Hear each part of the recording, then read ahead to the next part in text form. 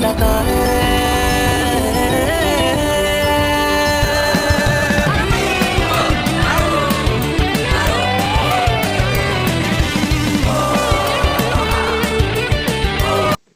Hi Gordon, thank you so much for being here today.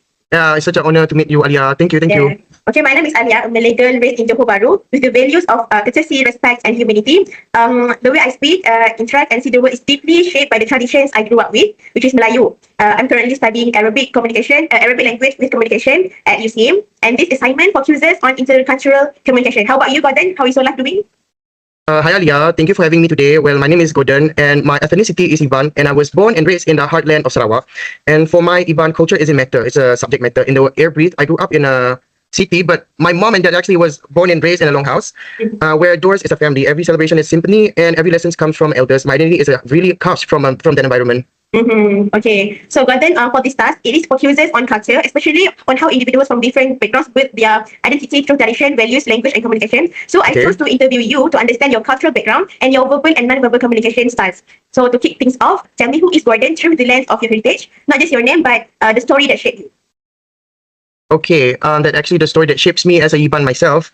Okay, what do I understand what it's like to be Iban for? I think personally, Iban people are the ancient people that lived thousands of years in Borneo, probably hovering here during like the Neolithic times, like the Stone Age. I think it's like 4,000 years ago. We have lived here and we have inhabited this pulau. We have inhabited this island for a very long time, and most of the Iban have settled in like the southern part of like Sarawak. That is where I originally came from. Actually, my parents, but now I live in the city right now, and we have and actually the geographically area actually influence our culture also, such as the food, the language, and also like the arts also. Okay. Okay, so Gordon, people say that tradition is like a backbone, quiet but essential. So, in your opinion, what are some traditions in your culture that you carry close to your heart? The things that I actually carry close to my heart. Okay, when it comes to tradition, it's like that's something that we always gonna do every year. It's just like a ritual, am I right? So I think that for me, the tradition that I am very honored and I would do, because I am not a Muslim, I am not even a Christian, saya bukan golongan Nasrani, or even I'm not a Muslim. But for me, the culture that I always follow and I do respect is probably the culture what we call is to honor the God and get blessings from the God. We call it miring. Like, we need like the blessing from God. We are for the Iban people like myself. We actually did the miring ritual. It's like a ritual. It's a very spiritual ritual where you put like the. I know it is very illegal for Muslim people. It's like a stone thing and so on. It's like witchcraft. And then we will sacrifice an animal. It could be, pigs. It could be chicken that we need to sacrifice to give like for the gods. Oh. So about family values, how about family structure? What's the philosophy there? Well, when I think about philosophy, we understand philosophy deeply. It's about morals and ethics. Am I right? Yeah. Okay, what I think about the morals and ethics in Iban culture is probably when it comes to harvesting festival. I know it's not an obligation when you balik up, when you go back to your village and then you met your and then you reunited with some of your relatives out there, which is you're not familiar and you're very familiar with, probably your grandma or your long cousin.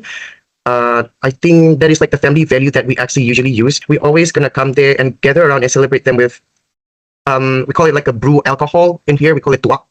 So we're gonna enjoy it with that. How about ngajat pengeringan? Ngajat pengerian is actually it's a very spiritual dance. Not many people would know how to do it, just like me, because I have not born and raised in a rumah panjaban. I wish I could be born in there so I would know about this, but I have like a little bit language about the ngajat thing. I think it's like a very spiritual dance to honor the god, something like that. It's a traditional dance. Okay, I got it. What about food? Your traditional food?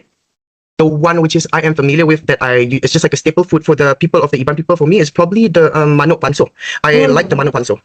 I like it so much. It's like where they put actually inside the bamboo and then they're gonna cook it like, I don't know, they could cook it in a stove, or sometimes they're gonna put like directly inside the oven, or sometimes they actually cook that in an open fire, or unggut api in Bahasa Malaysia.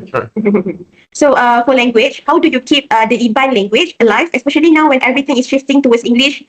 Well, for me, because Iban people, they have their own culture. We speak through songs and so on. So I kind of listen to some of the Iban songs. Some of them I'm very familiar with it, which is I'm very familiar with. Like some of them are including like very deep poetry, just like the Iban people when somebody just died. So we're gonna call this person, we call it a shaman, like a manang or something, like the people that could speak with the afterlife.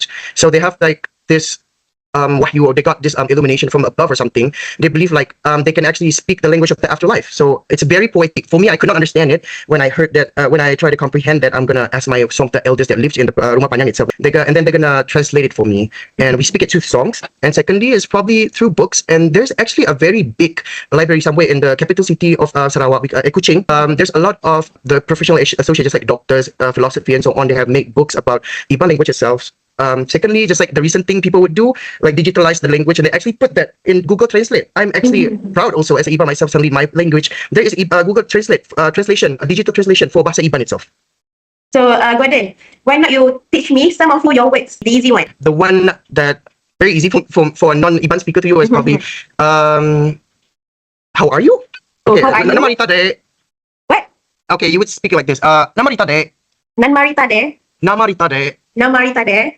Yeah, that is like the northern part of like Sarawak. We speak it that way. That is very harshly spoken. But if you're from the southern part, you usually speak it like Namaritanwan. Oh, Namaritanwan. Yeah, Namaritanwan. Namaritanwan. Okay. Thank you, Gordon. So we move to about identity challenges. Sometimes we are all struggle to keep it alive in ourselves. Have you ever felt pressure to dilute your cultural identity to fit in? Since you live in city, right? So how you think to keep it alive in yourself? In myself, the way I always gonna keep my culture and my identity alive is probably through music. And secondly, is probably from food. That is how I actually gonna keep it. And thirdly, the most important thing is probably offerings to the God.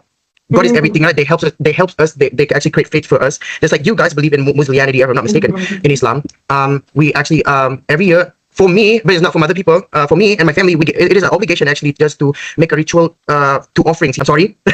We actually give like offering for the gods, like giving like them a debt, sacrificing like an animal or something just to get, if you want to get a job or something. That is how my culture actually works. Oh, okay. So about communication style, I mean, in the terms of verbal and non-verbal, every culture has its own rhythm of speaking and listening. How do Ibans communicate, verbally and non-verbally? Verbally, during ancient times, during like hunting and stuff. When we're like far away, because we don't have a walkie-talkie or something, just like this right here, or a phone. We usually, when we try to like communicate with people like from a long distance or something, we usually makes this sound during like hunting season so that we'll know like there's an enemy or coming or something. We will. I'm sorry. They're gonna shout and they're gonna make like something sounds like or something. I don't know. They're gonna speak it that way. That is how like the verbally how we speak a long time ago. But now since we got a walkie-talkie, since like everything is more civilized now, we got walkie-talkie, we got a laptop, we got an iPhone. Even I can speak through Discord, just like I met your friend the other day. Alright, so me as a Muslim woman, I'm always curious about how cultural and religious coexistence works in Sarawak. Tell me like about the festival there. Yeah. I would talk about the festival. We got harvesting festival, just like I told you. We are doing like the ritual and stuff. We actually put like, I don't know, like they actually put like this ointment for like longevity and so on. And then they're actually gonna sacrifice like, it could be an animal or something. As long as the animal's got 4 legs and just like a cow, and that's how we actually doing like the ritual for that tradition. And we got the Gawai festival where we celebrate of the harvesting. Okay, when this comes a season, it's like when the rice is already ripe, and then that is the time the Iban people will harvest them, and they actually cut it, and then I'm not sure how on earth this process back in the day, but now we just bunting inside the machine, and then they're gonna segregate like the outer layer and the shells. But nowadays I'm not doing back in the ancient times. I'm not sure. And the other ritual is probably the Gawai Hantu is actually it's like the celebration of like the dead people. It's like we actually it's like to remember like the people that have lived in the past and no longer live in the real world anymore. They have went to the other side, or we call it Batang Mandai. Okay. So Gordon, final question. If one day you could speak to Iban kids 10 years from now, what would you tell them? Iban kids. If I could speak to Iban people, I would not let the future generation, just like I don't know, like Gen Alpha, Gen Beta, Gen Zs out there, please don't forget about your future, just like your own music. Even though everything is more civilized now, we got iPhones and so on, we got Western songs, we got Grammy nominated, but please don't forget about your own culture. Just like every ritual that you do, you need to keep that in your bloodline. That is like showing what is your identity is. I would tell them through storytelling, just like our religion, like the Iban religion, where we make the offering to the God. We don't have a specific book to do the ritual. Just like the Muslim people, you got like the Quran, where when you learn about who is God by the Prophet Muhammad itself, that one and only of your Prophet, the most important character of the Quran. Just like, because we don't know who is our prophet is. We don't have a prophet. We got the wahyu. We got the illumination. It's from storytelling, from folklore. So it's like passed generation to generation. And hopefully that I will also gonna pass my folklore, my storytelling to future generation. That is how I'm actually gonna do it. Right. So thank you, Gordon, for today. This conversation feels like a bridge. I mean, between worlds, between generations. I appreciate your insights, your openness, and that raw honesty. It's been an absolute privilege. Thank you, Gordon. Thank you, Alia. Glad to share you my story. Thank you, Gordon. Have a nice Okay, day. okay. Okay, Sama-sama. bye. Okay, bye.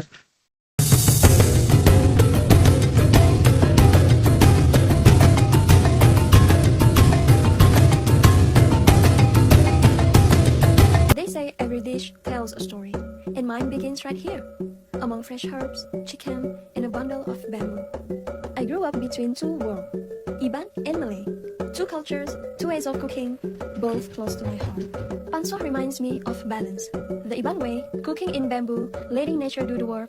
The Malay way, adding gender flavor, keeping it simple but full of care. As the smoke rises, it feels like memories of family, laughter, and the taste that connects them all. This is more than just a meal.